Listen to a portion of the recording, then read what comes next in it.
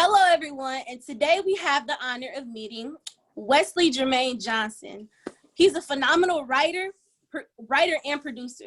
He's probably worked on some of your favorite shows, such as The Night Squad, the PJs, the Thundermans, and my personal favorite, Coop and Cammy Ask the World. I would like to welcome you to our show and thank you so much for taking this time out of your busy schedule to talk to us. My pleasure, man. Nice to see y'all. Nice to meet all y'all. So I'm Gabriella Page, and I'm Takaya Mavine. Takaya, and this is our show. It's called Inside Talk. So basically what we're going to be doing is I'm going to ask you a couple questions. After I ask you a couple questions, we have a nice chit chat. I get to know all about you because I am so very excited. Absolutely. We'll have questions from our other Detroit Film kids on the call. Perfect. Sounds good? Let's do it. Okay. I know everyone has a place where they started from. When did you start writing and producing, and how did you know that is what you wanted to do as a career? I always give the credit of writing to my brother, my older brother, because he would write poetry, and then he would hide it in back then, the cassette tapes, and some CDs he would hide his poems inside there. And being a younger and snoopy brother, I would always sneak into his room when he was gone, and I'd start looking for whatever I could playing in his room, and I found some of his poetry. And I said to myself, I was like, well, I could do this better than him. So I would just rewrite his poems in my words and my change-ups, and then I would take it to school, and I would give those poems to girls. And the girls liked them. So I thought, oh, well, girls like guys who like to write. I should get more into writing. And I just kind of continue writing. I kind of took to English class and lit class. I liked when they would give me challenges. They would say, hey, you can't write about this, or your paper has to be about this subject. I would do it write a paper about that subject, but in the way that I wanted to express it. And so I liked being limited and trying to find a way to do that. And I just kept writing.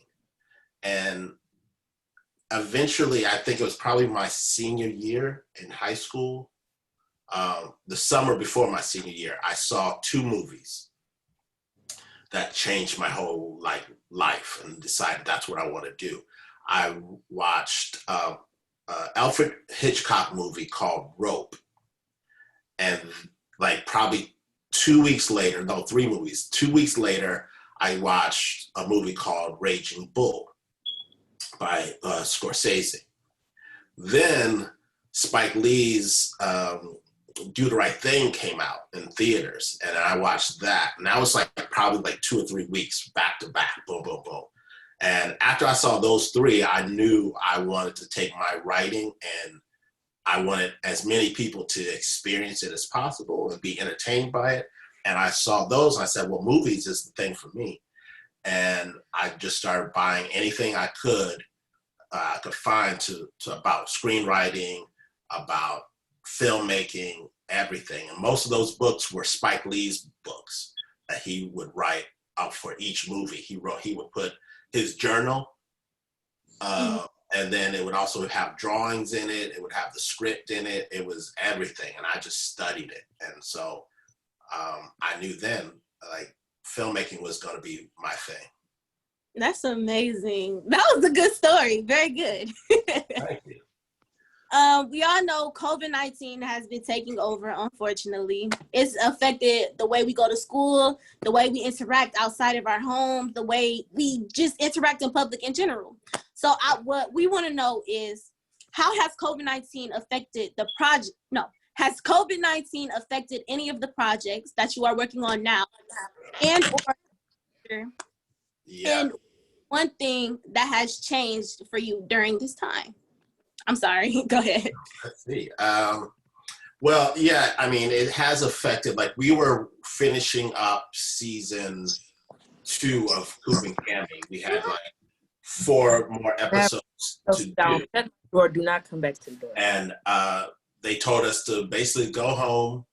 They said, oh, it might just be a week or 2. This was like March.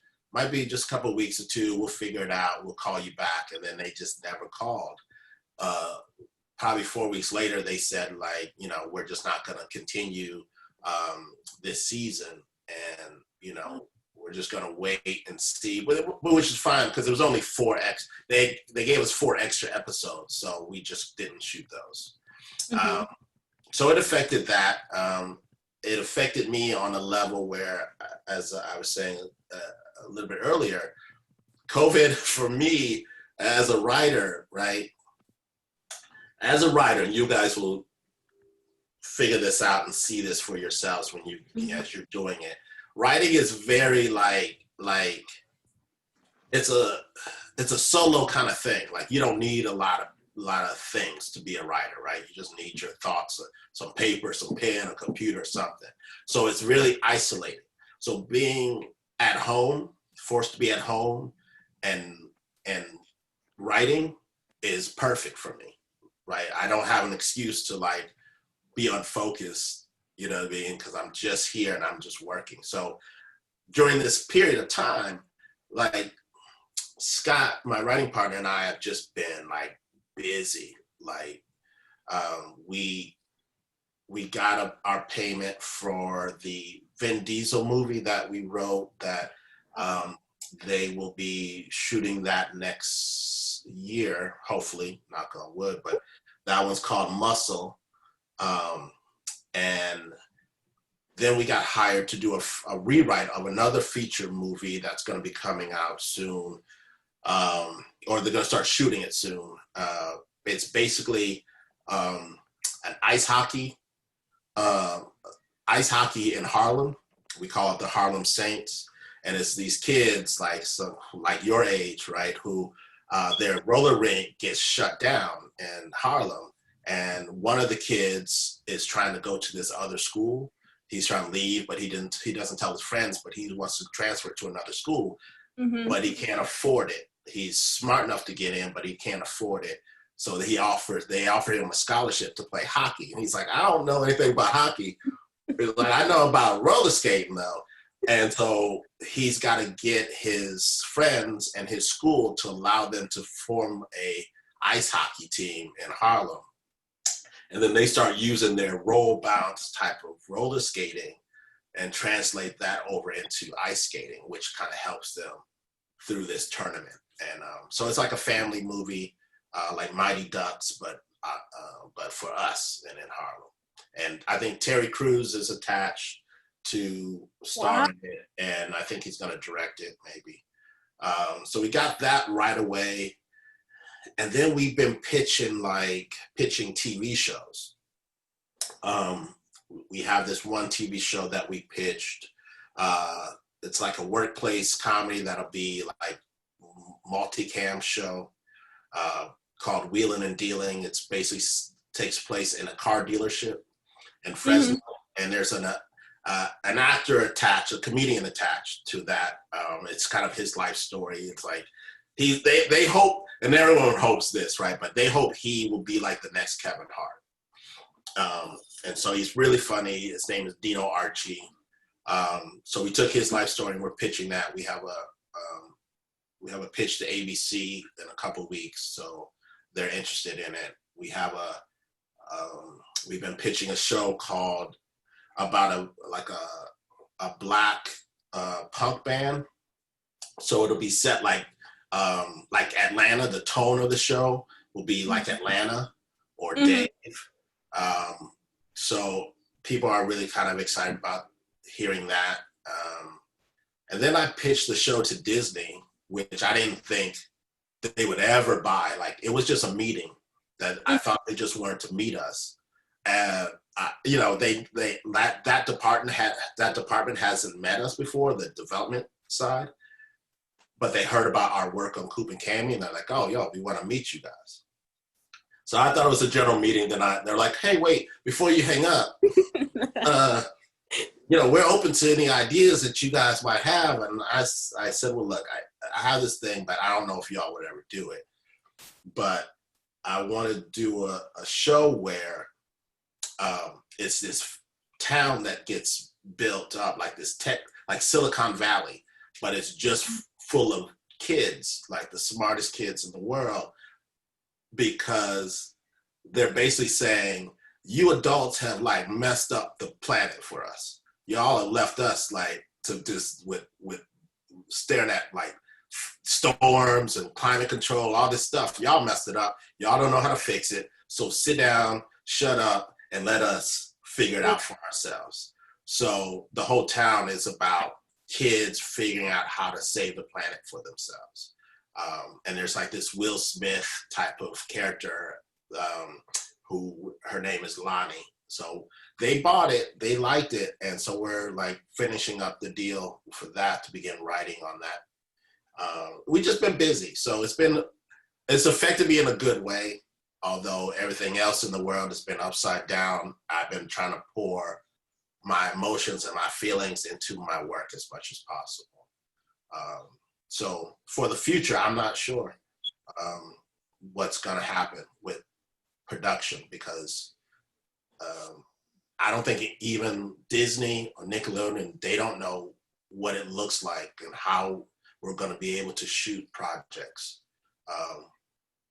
You probably will see a lot of like multi-camera TV shows, like the stuff that you would like see on ABC or CBS or NBC, like multicam, laugh track, because that's easier for productions to shoot safely than to do single camera shows. So I'm not sure. We'll figure out what the future will hold for us, though.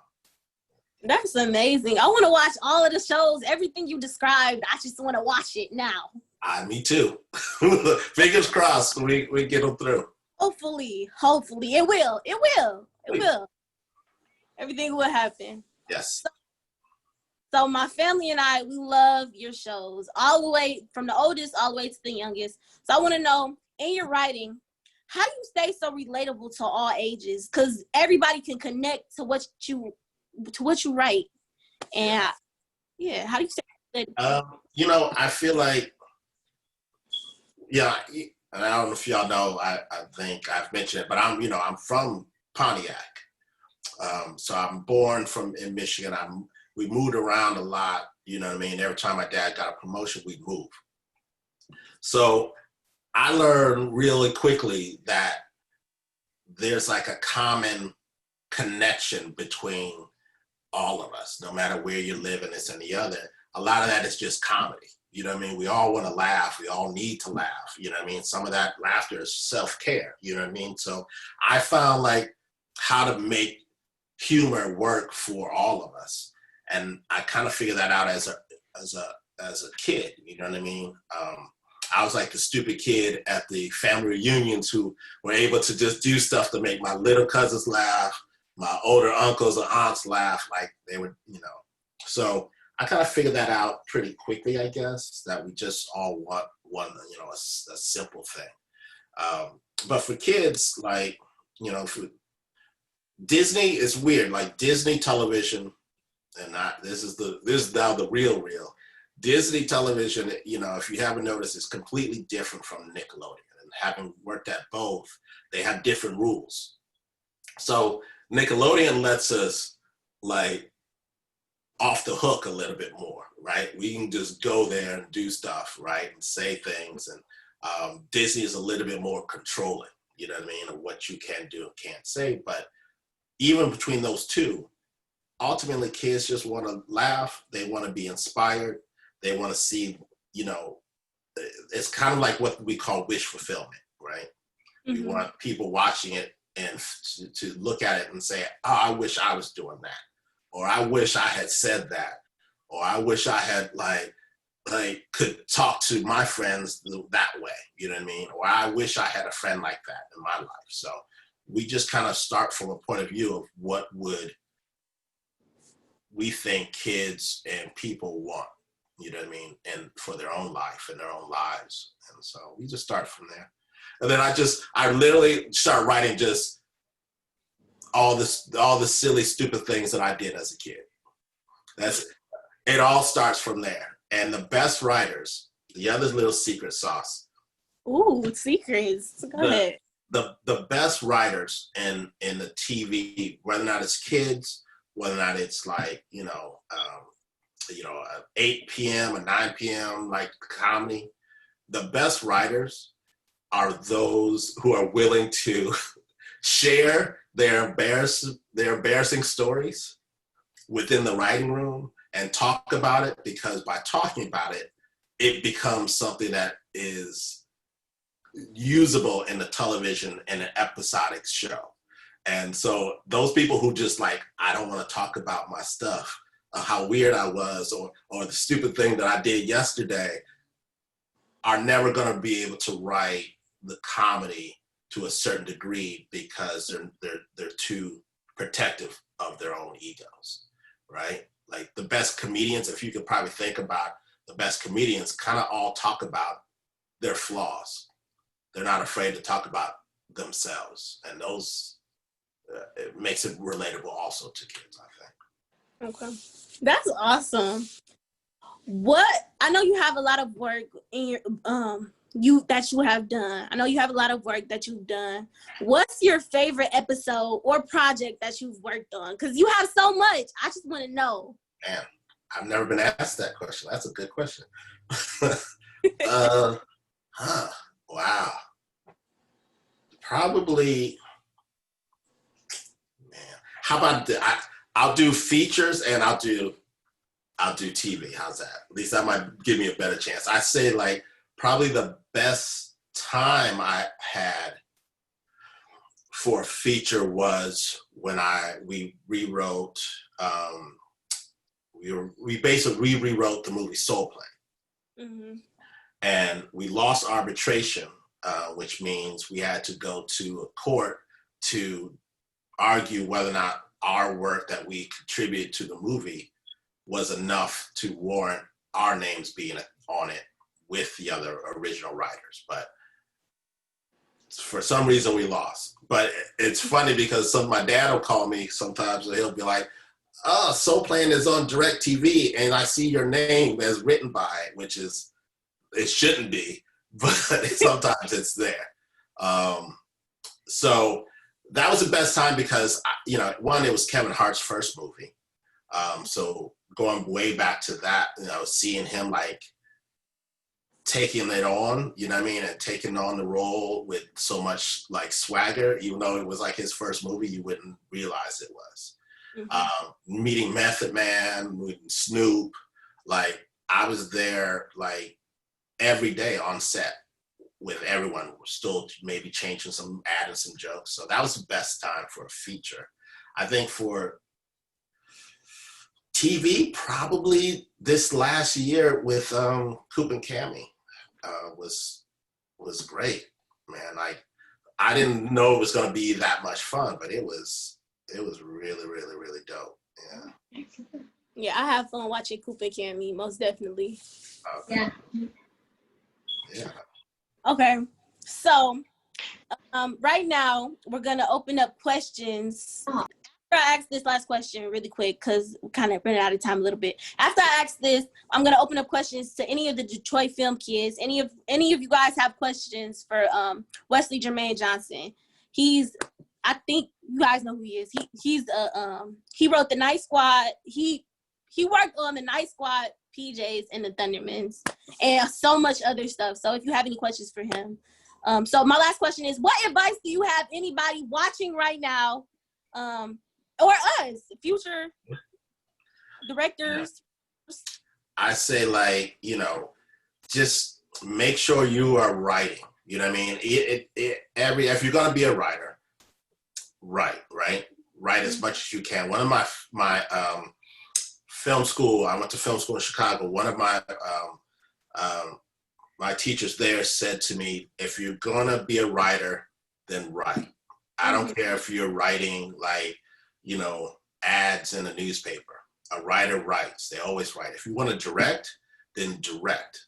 Don't wait for someone to give it to you, just to find a way to direct. He would say, I don't care if it's a puppet show in the park that you're directing, direct, because that's what directors do. If you want to produce. Don't let anyone, don't wait for anyone to give it to you, because I wasted the first year and a half of my career waiting for someone, my manager, to help me.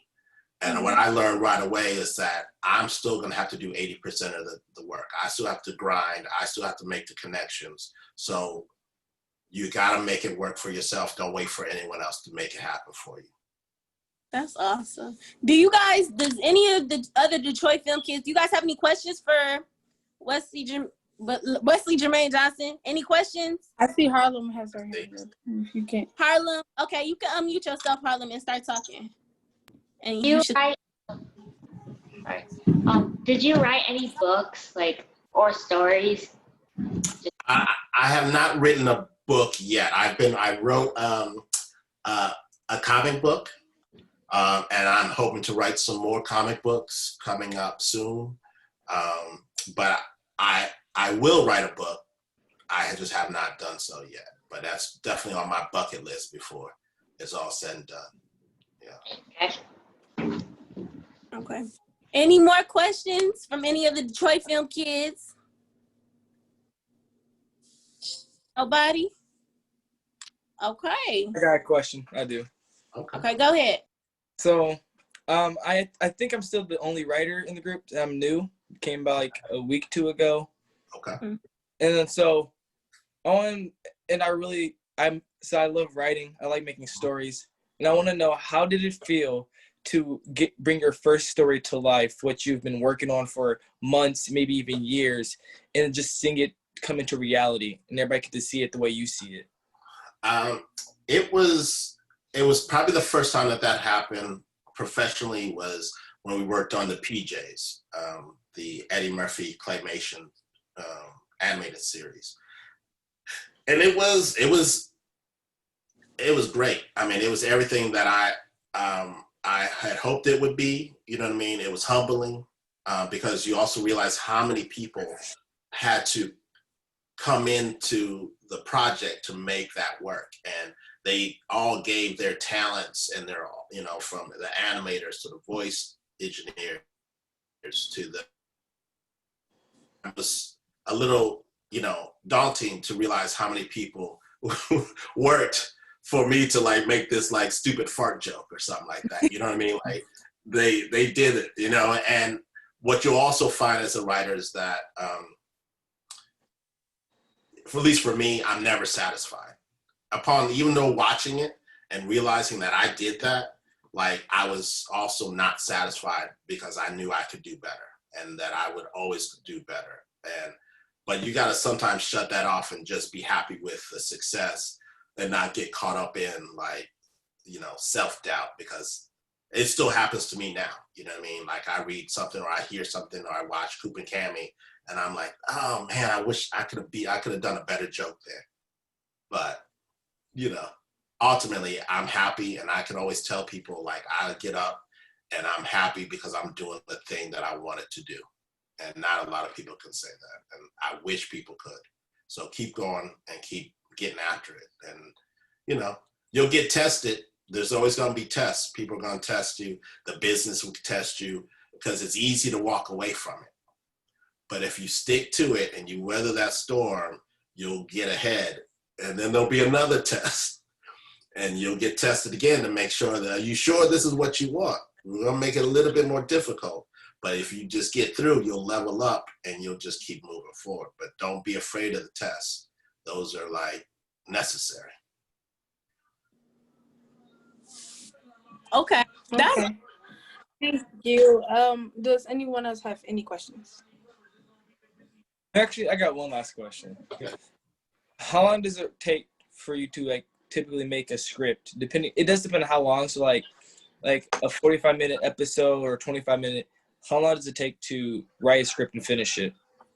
Now, because again, you have to consider I have a writing partner. But even with a regular writing room and a solo writer goes out, you'll get about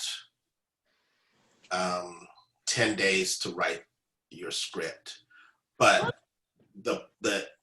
when I worked on the BT show, like I worked on a BET show, Let's Stay Together, we had like 5 days to turn the script around. So, but the good news is before you get to writing the script, you have to put in all the work. So you got to do you have to do the outline. You have to do the story summary first, just so you understand what the story is and where it's going, if it makes sense. Then you have to do the outline and do every beat of the outline in details. And sometimes that has little jokes and dialogue in there. And that's like about usually like maybe for a half hour, it's about like 8 to 10 pages. So then as much detail as you have there, then you take that into the script, section now. Then you're just writing and adding the dialogue and adding details. So it's faster to write the script, but that whole process from story summary to outline to script might be probably more like 2.5 to 3 weeks. For a feature might be like, and we are, my writing partner and I are the exception. Like I really, the reason that we get hired for what we do is because we work really, really quickly. It took a long time to get to that point, but we work quickly, and it's always feels like a second draft than the first draft, and that's mainly because we're constantly arguing back and forth about that shouldn't be in there. We're fighting for everything, so it's detailed. But a feature script might take about a month and a half to 2 months for us, but normally someone else might take 3 months to 4 months to write a feature script. Okay, I have a question. Yeah. Only because you're saying how quickly it has to be done. I thought that I finished the script in 5 days. That's my record. I'll say 6. Okay. I did 5 days and I did 6 days, but 5 days was my record, and I thought that was not normal. So it's not. But no, what it sounds like is what you're saying is that it's okay because that was just one person. You're saying writing as a team, what I'm saying? So maybe that was Yeah, I mean, 5 days for one person is like exceptional. You know what I mean? I thought you said 5. Like I thought you just said when you guys were doing something for a script, it was like for BET. For BET, we had to do like a 5-day turnaround, but those scripts weren't great. So when we brought him in, so the process again. And forgive me if you guys have already crossed this path, but once you get a script, like if we're all in a writing room, all of us are sitting at the table, and it's like, all right. Let's see, we're gonna send Gabriella out with, the script. So we all looked at the outline, we all cleared it for you. Yeah, you go and write it. Now, if you bring it back in 5 days, this is what happened with the BT show. You come back with 5 days, here's the script. We're gonna all read it. And you're gonna sit in your office while we're all reading it in our office, and you're hoping, if it's a comedy, you're hoping people are laughing in their office, and they're not. Like, you start getting anxious. You're like, dang, like ain't nobody laughing? That's crazy.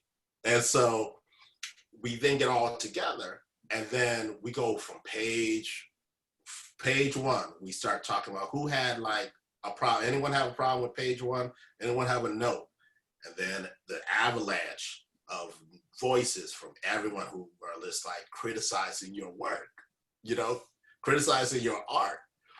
And like, they're trying to make it better, but you're like, dang, like we gotta cut this whole page just gotta cut. And you're like, my best joke was on that.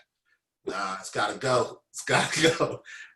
And so what happened with BT is like, it made that process longer. Okay. More excruciating because the script wasn't as good as it could have been if we had just gotten like 3 more extra days.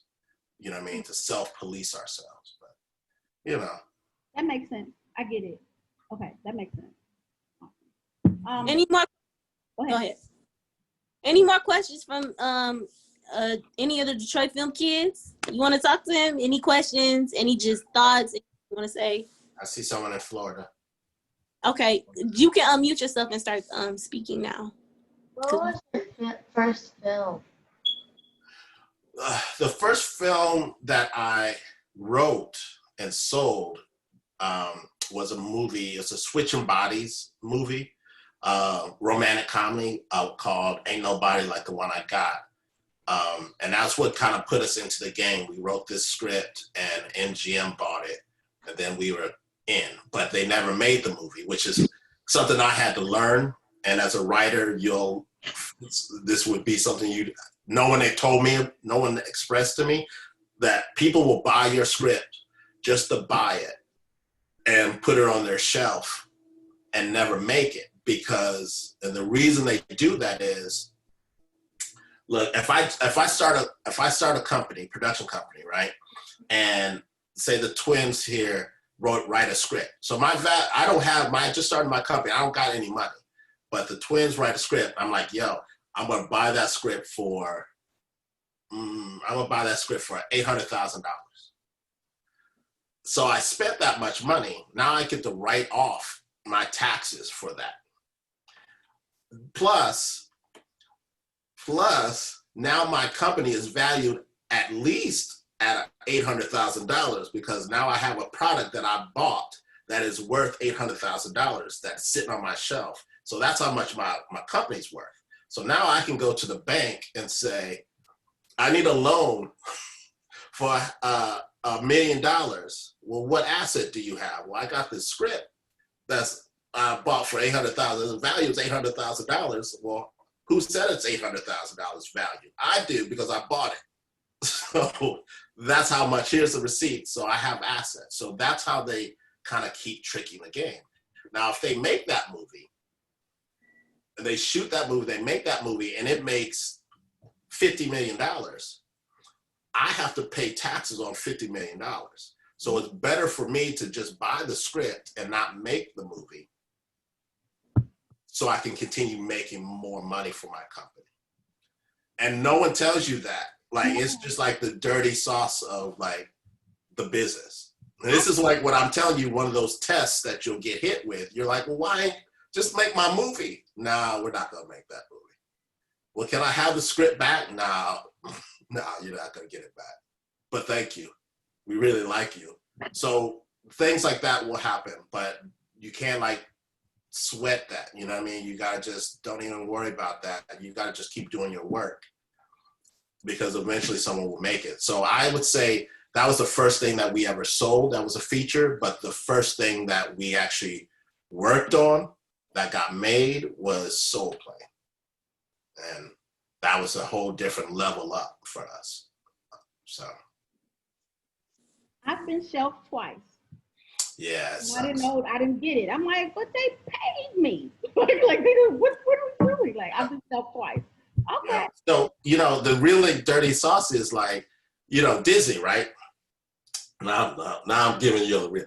So Disney, like we're gonna make a Marvel movie, right? The Marvel movie, like, I'm gonna do Spider-Man, right? Spider-Man makes, well, let's do Black Panther. Black Panther made a $1 billion+ right? So Disney, how much tax money do you think they have to pay for that? All that money that they got for $1 billion, they gotta pay a lot of taxes. So what they need are movies that take an L, that just don't make any money. So they'll make a movie just so that it doesn't make money, so that then they can say, oh man, we lost about $20 million making that movie. So I'm gonna use that loss against the taxes that I have to pay for Black Panther. And then I get to a point where I can do that all day. I made Black Panther, but I made all these 10 other movies that took an L. So technically I don't have to pay any taxes. And that's how really dirty it gets in the business side of it. But this is the stuff, Gabriella, that really, as a producer, stuff you need to know.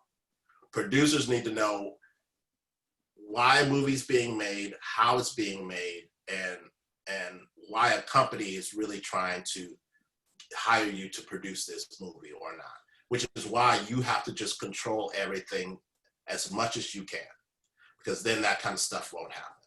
So, you know, you kind of just do your thing, create your thing, and create the audience. And as you produce your movies and you get into film festivals, then they will come to you, and then you will have the control to say, I want this, that, the other. Like Coogler, I mean, he made Fruitvale.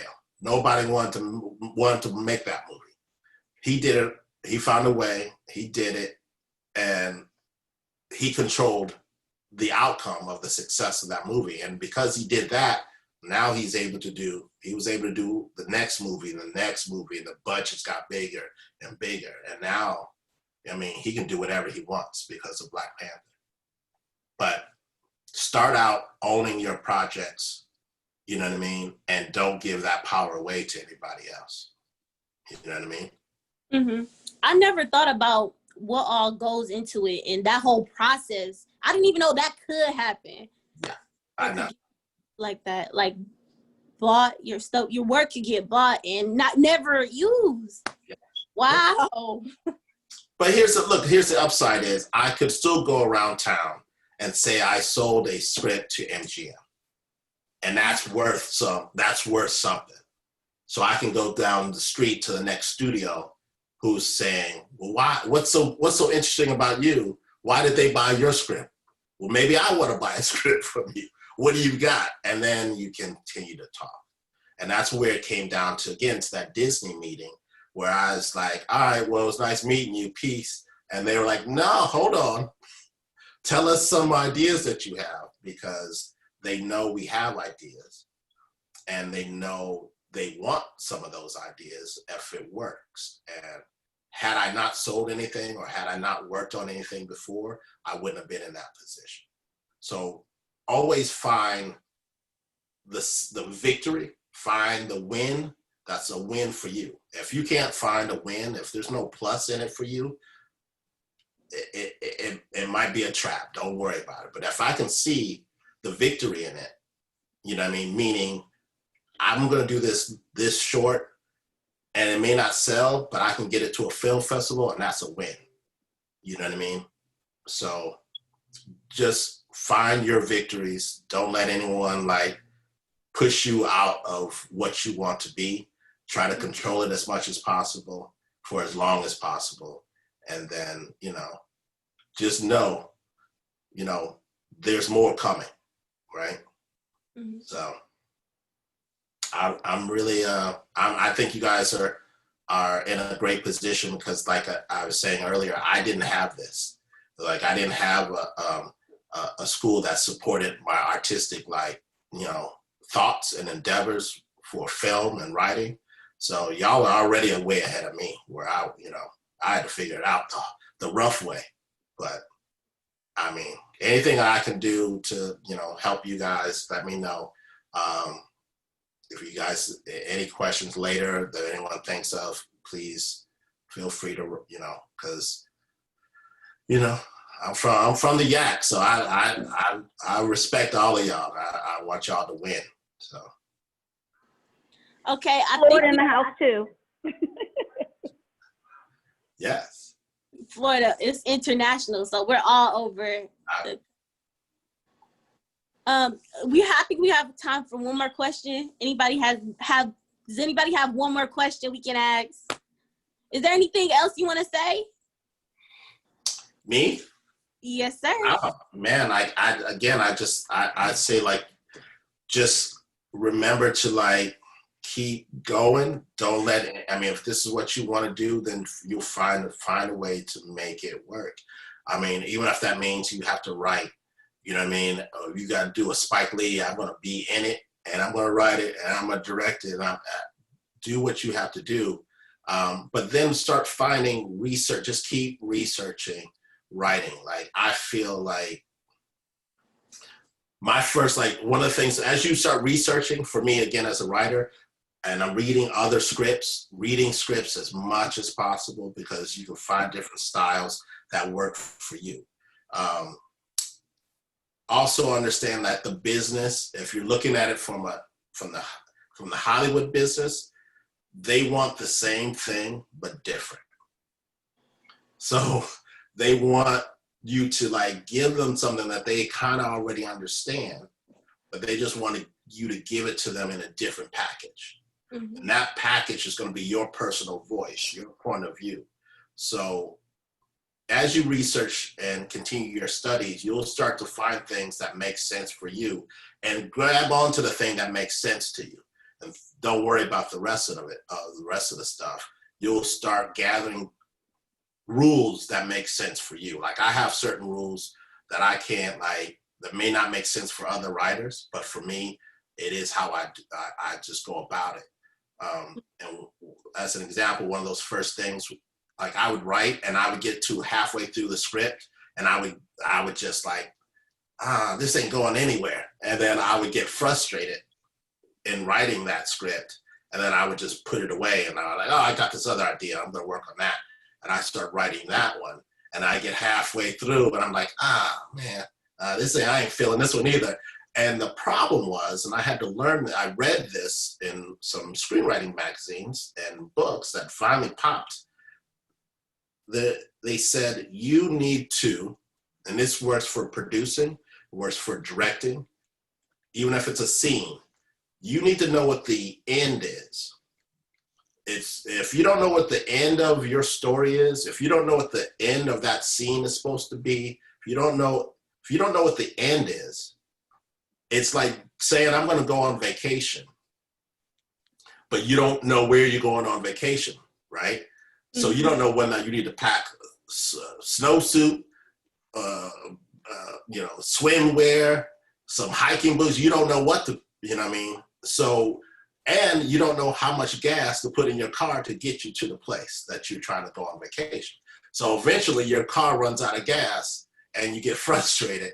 But if I know where I'm going, I know how to get there and I know how to manipulate my characters and put roadblocks in front of them that they have to, climb over to get to the final scene of my movie.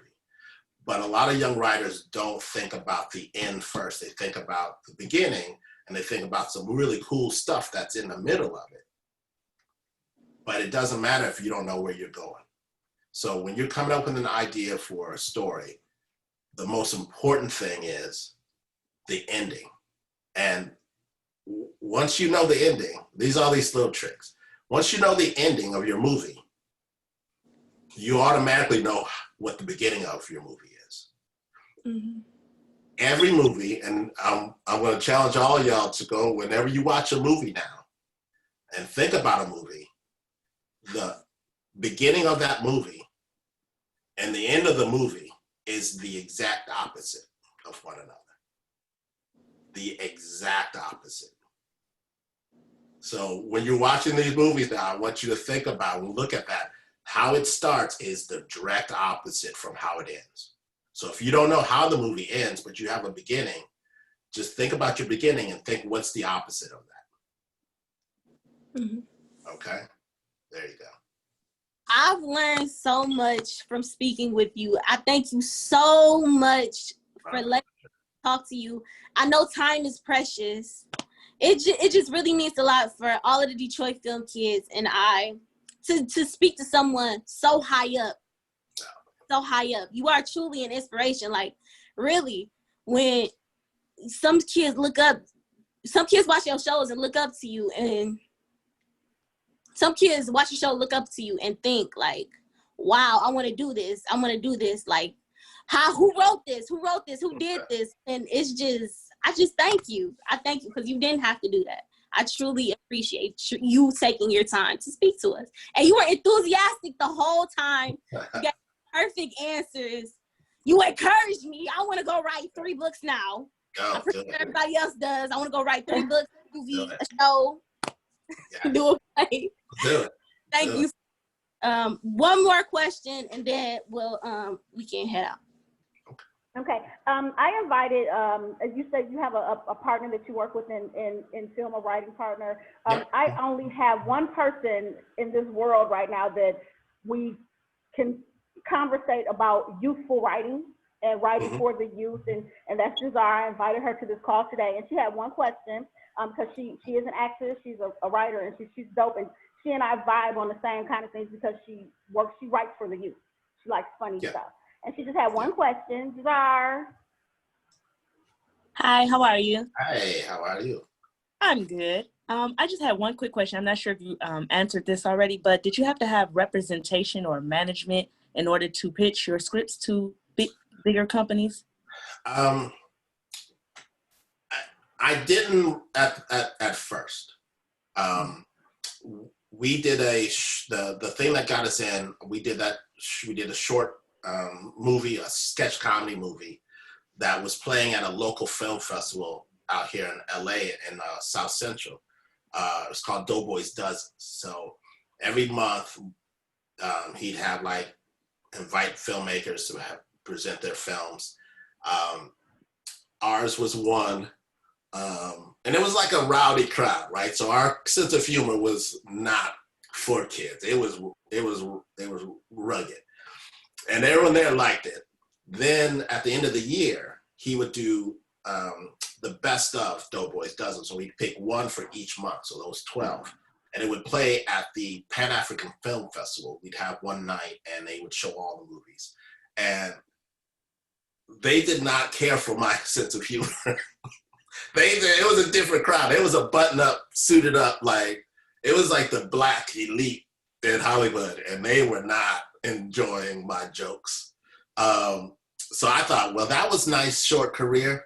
I'll just move back to home, but somehow we got a call 2 days later from this studio, this production company, who said, "Hey, we heard about your script," and I thought it was one of my friends, just trying to just play a joke on me because that's something that I would do to my friends. And I was like, they said who they were. I looked them up. I was like, oh, it's a legit company. And so they yo, come in. We want to hear any ideas. And we pitched them ideas for features. They liked the Switching Bodies one. And then they said, look, we'll pay you to write it, which again, at that point, I thought, people don't pay me to write. I just write. But no, we'll give you a little bit of money. And it wasn't a lot, but it was a little bit of money. And we wrote. And then about a year and a half after rewrite, it was a year and a half later, they were saying, it's ready. We're going to send this out to a producer who will sell it. And then that's what happened. So I got in that way. After that, they immediately got us representation. Everyone wanted to meet us. And since then, I've had representation. But I have fired a lot of agents. I have no qualms firing an agent. And I let them know, the last dude, I need a certain thing from you. And if you can't give that to me, I'm gonna cut you. You're off the team, my man. So I have agents and I have a manager now. I don't even have an agent. I have a manager, and she has finally gotten to she's hungry. She's as hungry as I am. I try to get as many meetings as possible. I try to get as many projects as possible because it can all go away. You know what I mean? And she at first was intimidated. She was like, I don't know if you guys can handle all this. I was like, just give me the work. Don't worry about if I can handle it, just give it to me. I'll find a way to make it work because I have to make it work. But now I have a client, I have a manager. But I'd say gaps of 2 years, 3 years, I didn't have anybody. But luckily, my earlier part of my career, I made enough fans of my writing that I could just pick up the phone and say, yo, Reggie Hudlin, can you want to read the script I just wrote? And he's like, yeah, I'll read anything that you wrote. I can call an executive who was at a studio who now has created their own company and call them and say, yo, do you want to read this thing that I wrote? And they'd be like, yeah, I love your writing. Send it over. They may not buy it, but at least I'm in the conversation with them, right? So you don't necessarily need an agent. You need a lawyer. and the lawyer can send your stuff to you, or you can find a manager.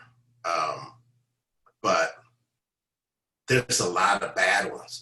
there's a lot of bad agents and managers. So, you know, for my money, it's like it's just costing me too much money to carry you, a bad agent and a bad manager, on this team, and you getting cuts of my money and you're not doing anything.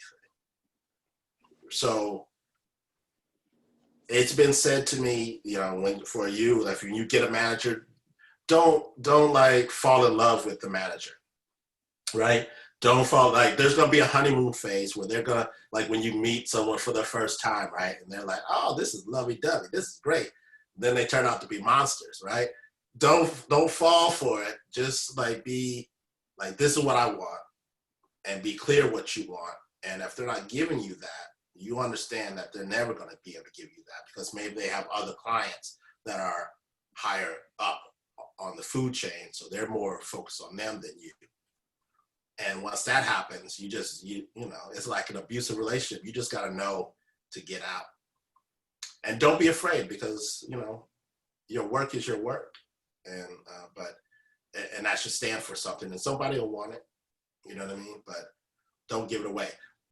Another trick, if you have an agent and you have a manager, make sure they don't like each other. Right? Make sure they do not like each other. They respect each other, but they don't like each other, because they're going to watch the other's back. The manager's going to tell you if the agent isn't doing what they should be doing. And the agent's going to tell you that the manager, you know, blew this deal for you.